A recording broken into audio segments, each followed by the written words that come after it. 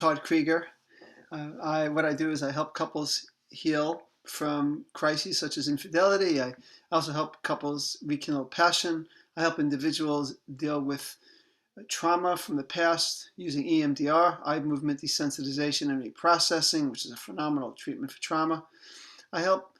I also help people deal with their individual challenges, addictions that they have. And today I'm talking about kind of a combination of things, and it's about pornography and how porn can destroy relationships, intimate relationships. How does porn destroy intimate relationships? Now, destroy might be a little bit of a strong word because I've had people come to see me and it looked like it was destroyed, but we were able to help them resurrect their relationship, to heal their relationship, to actually make it better than it was before. But pornography, I want to tell you, my stance on pornography is not that it's a bad thing. I think for some couples, pornography used openly and maturely can be a nice little cherry on top to some relationships if that's what they want to do.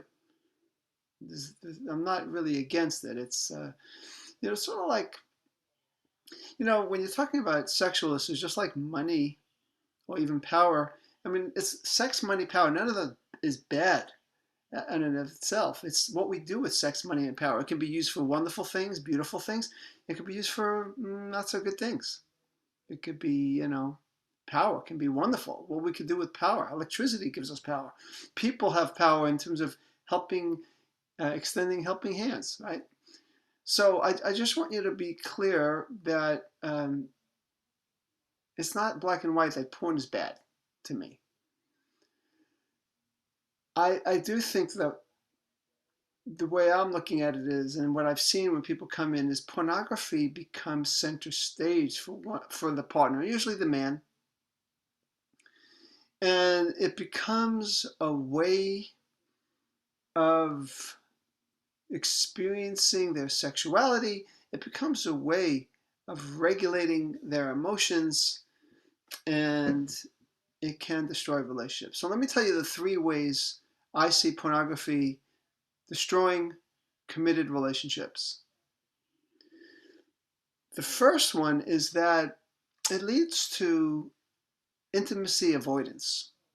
That when you're in a relationship and you have this person there, I mean, right there in the flesh, literally and metaphorically, but that you start to use porn as your way of regulating your emotions.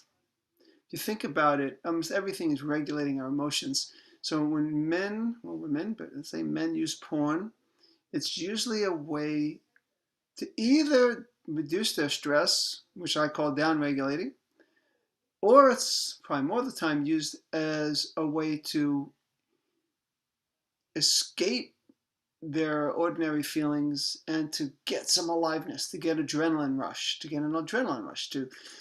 So it helps us feel real pleasure for a while. So a person could get into the pornography and it becomes their main means of feeling good sexually, to experience the sexuality, to feel excitement. And it's just easy after a while to do the porn. When you first get involved with a person, usually porn doesn't happen. There's excitement. There might have been happening before you met the person in between relationships, but when you meet a new person, the porn stops because everything's so automatically exciting. But as you're with the person for a little while, and you adapt and you adjust, and your neurochemistry changes back to normal, it's easy to just, rather than do the little bit of effort and attention and maybe some courage to connect with your partner, the porn becomes a way of having that excitement, and it's addicting. Uh, so it can lead to avoiding the person more and more, and there's a disconnection because you're using the porn as a way to regulate. Um, I could tell you one thing I just thought of too is Sometimes pornography is not a gateway to other things, but sometimes it is. That when a person um, begins with porn, I'll say just two-dimensional porn videos, whatever, but then they find escorts, and I've seen where there's been a more intense involvement with escorts, which leads to even more avoidance of their partner. So it can sometimes lead to be a gateway, they call it like a gateway drug, but a gateway behavior. And not always, though. I mean, probably most of the time not, but definitely it can lead to that. So that's one way it destroys, by keeping you disconnected. Related to that is most marriages, the pornography by the man is done in secret. And so there's this secret habit. And when there's a secret,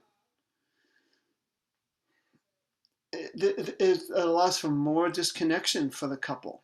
So the secret itself becomes a problem.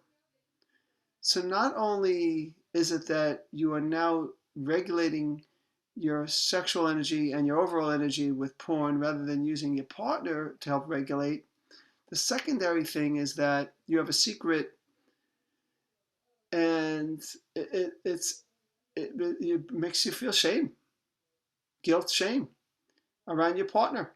So what do? You avoid your partner because you have a secret. It makes you feel bad. It's a reminder. And you might also avoid any kind of sexual intimacy because it makes you bring up your shame. It's not always that way, but I'm saying the secret creates more of a disconnect. How the disconnect happens might um, might be different from couple to couple. Some couples, they still have at least a decent amount of sex together, but they still are disconnected in terms of the secret. For others, it leads to less and less sex, not only because of the behavior of the sex that I talk about in problem number one, but there's a secret, and that adds to it. The third way that that pornography destroys committed relationships, or could, is that there tends to be with porn a focus on perfection, whatever that is for you, or extreme. It becomes where the person needs more and more of that to get the same excitement, sort of like with drugs and tolerance. Sometimes that's the case with pornography. You just keep upping the ante more and more, and so it becomes more extreme. And so then what happens is, having sex with a real life human person, your partner who has wants and needs of her own, it is not quite as stimulating because you're so hyper or overstimulated by the porn. I'm not saying that the sex with your partner isn't stimulating. As a matter of fact, I've helped people, thinking of a couple I'm working with right now where he is not doing the porn. He was one of those where it was a gateway to escorts, but he stopped the porn, and now he's saying things, and he's said this so many times, that his wife is so much more stimulating than any of the other ways he tried to be stimulated. But you see, now he has no secrets. Now he's not numbed by the porn. And so he is all focused, he's all in his relationship, and he's experiencing the stimulation of just being with their partner. Just, what's really interesting when a person gives up porn, let me talk about that now, the part of giving up pornography, or at least giving up pornography as it was done before, in private. And in secrecy. And see, I guess I would say that pornography that leads to more connection and more even healthy emotional connection can't be too bad. But much of porn leads to disconnect, and that's really the issue.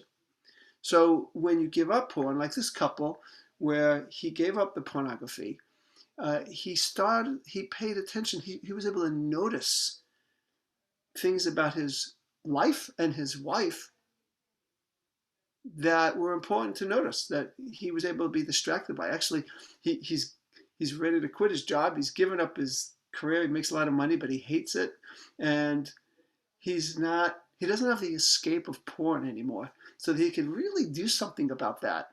And on the positive end, his wife he sees her beauty, he sees her lovingness.